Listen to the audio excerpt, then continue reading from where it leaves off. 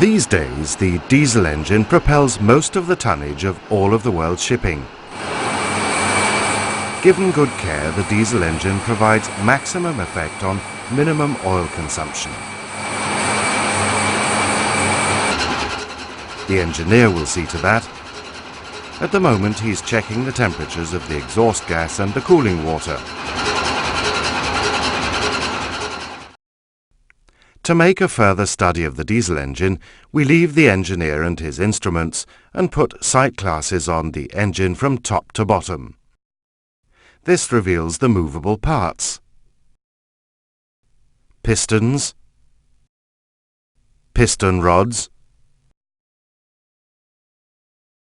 crossheads,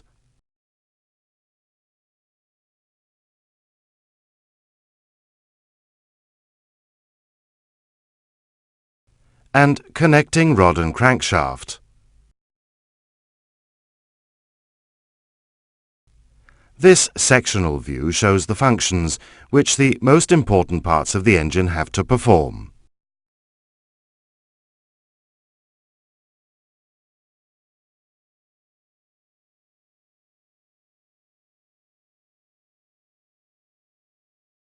In the upper part of the cylinder, an amount of fuel oil is burned, which causes the temperature and thus the pressure to rise in the combustion space.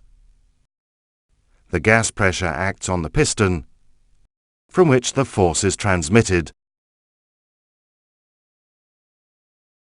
through the piston rod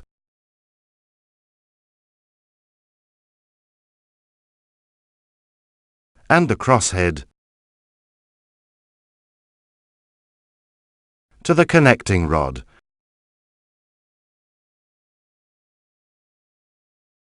and results in a torque.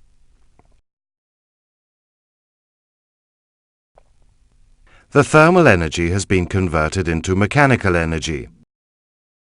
In any given piston position during the working stroke, the crosshead is exposed to a vertical force from the piston rod and a force in the direction of the connecting rod, which together result in a horizontal force.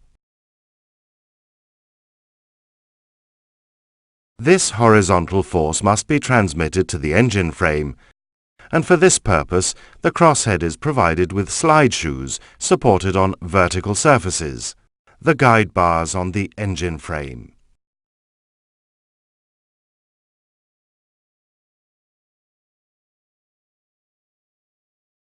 Powerful forces are at work in a big marine engine, and accordingly the engine parts are of major dimensions.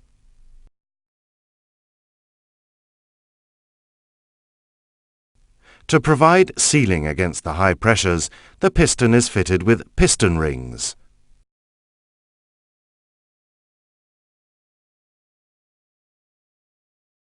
The rings are fitted by means of a special tool which evenly distributes a bending moment to the rings, thus preventing the danger of a permanent deformation. On some engines, the crankshaft is so big that to facilitate manufacture and installation, it's made in two halves, which are later bolted together. Each half is built up from a number of main bearing journals, crank webs, and crank pins. Let's look a little closer at the principle on which a two-stroke engine works. Fresh air is supplied by a turbocharger. From the turbocharger compressor, it's conducted through air coolers into a common scavenge air receiver along the engine and to the scavenge air space around each cylinder. When the piston approaches the end of the downstroke, the exhaust valve opens, the scavenge air ports are uncovered, and fresh air flows up through the cylinder. Exhaust valve and scavenge air ports are then closed, and during compression the air is heated, causing the ignition of the injected fuel. The combustion increases the temperature and thereby the pressure which drives the piston downwards. The exhaust valve opens, the pressure falls, and the combustion products are expelled while fresh air flows in. The air is again compressed, fuel is injected, ignited, the gases expand,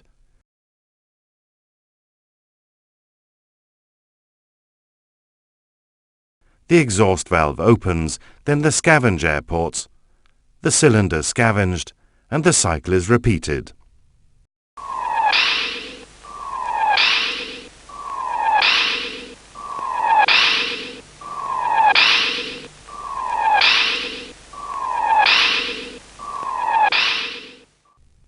The power developed by an engine depends on the pressure sequence in the cylinder. The output of an engine is dependent on the relation between pressure and volume in the cylinder during compression, combustion, and expansion.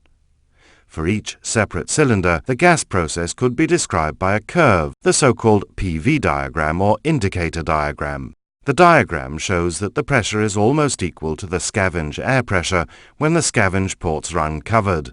The exhaust valve and scavenge ports are then closed, the air is compressed, and when the fuel is injected and ignited, the pressure will rise rapidly and remain at maximum during continued injection. After injection, the pressure in the cylinder falls to exhaust pressure and, during the exhaust period, to scavenge air pressure.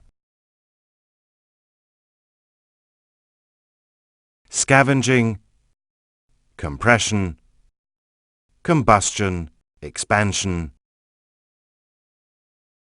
exhaust, and back to scavenging.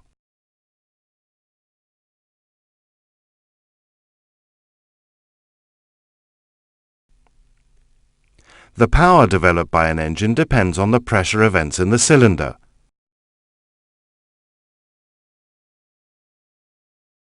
The pressure events can be recorded by means of an indicator connected to an outlet from the combustion space.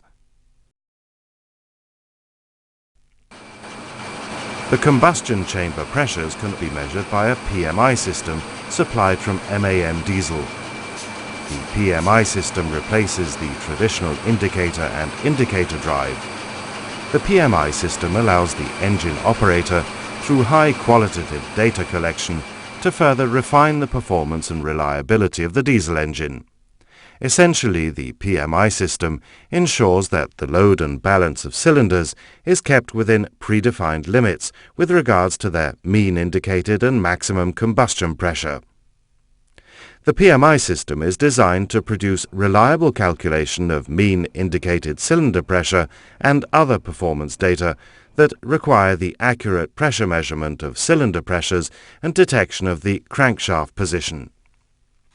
From the indicator diagram, the so-called indicated output can now be computed.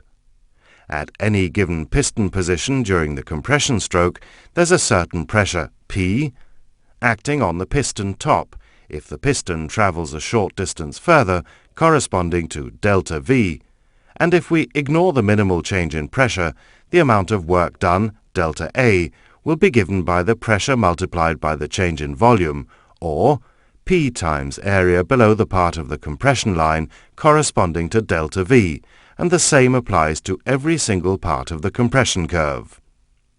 That's to say that the whole area below the compression line represents all the work that the piston must perform to compress the air in the cylinder. During the expansion, the piston pressure acts in the same direction as the pistons moving, so the piston receives an amount of work.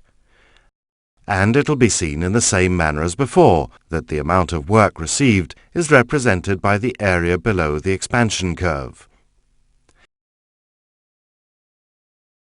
The amount of work transmitted to the piston during a full engine revolution must therefore be the difference between that delivered during the compression and that received during the expansion.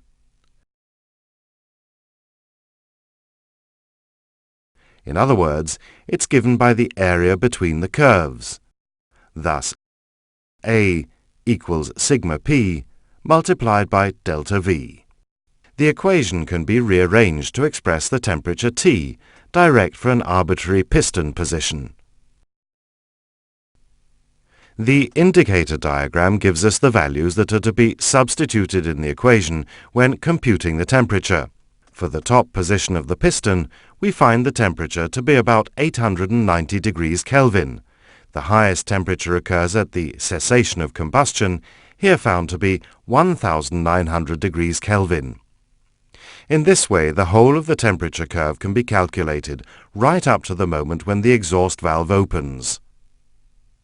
To get a better idea of what's happening, we'll measure in degrees centigrade instead of degrees Kelvin. Already during compression, the temperature reaches the melting point of lead. During the first part of combustion, the temperature reaches the melting point of aluminium. Shortly after that, the temperature reaches the melting point of cast iron. The high temperatures in the cylinders even exceed the melting point of steel. Combustion takes place so quickly, however, that there's no time for the high temperature to be transferred to the cylinder wall. The temperature of the metal surfaces will not exceed the mean temperature of the process, about 620 degrees centigrade. Then again, the cylinder's made of cast iron, which begins to lose its strength at already around 300 degrees centigrade, besides which the lubricating oil will lose its lubricating ability if it becomes too hot. It's therefore necessary to provide efficient cooling, partly with oil led through the piston rod up into the piston itself, and partly with water circulating through the cooling jacket around the cylinder and cylinder head, and passing rows of narrow drill channels placed close to the most heavy, heat-loaded internal surfaces. If a cooling water outlet temperature of about 80 degrees centigrade is maintained, we can prevent the temperature on the inside of the cylinder wall from exceeding 300 degrees centigrade. This is possible because there's a drop in temperature as the heat passes from cylinder gas to metal. Even though the gas is in violent motion inside the cylinder, the boundary layer close to the wall forms a rather effective insulating layer where the temperature falls rapidly. Through the wall itself, the temperature falls evenly, but the heat transfer to the cooling water is controlled by the local boiling point of the water in contact with the wall, the so-called micro-boiling phenomenon. The high wall temperature causes a local boiling, which is able to absorb relatively large amounts of heat. Small steam bubbles are formed, which immediately break loose from the surface and condense in the surrounding water.